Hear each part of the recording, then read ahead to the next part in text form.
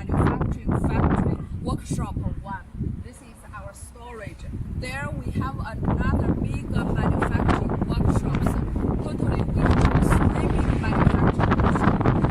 1 storage. Welcome to Hongdefa factories. This is Hongdefa office. You can see this is our entrance of the gate from here. We have like 16 office, like including the engineer office and also the meeting room, the manager office. Welcome to Hongdefa Machinery. Here is our like storage rooms, but here also we have installed 3 sets of machines. This is the big one, 120 tons per 24 hour Maize milling machines.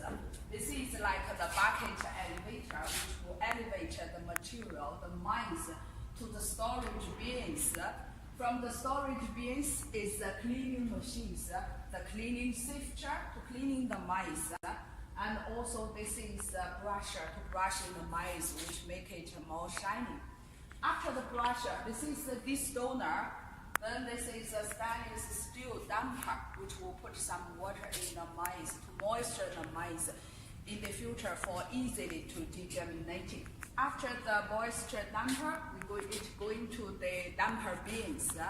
Maize will sleeping inside for around 2 or 4 hours according to different millers' technical requests.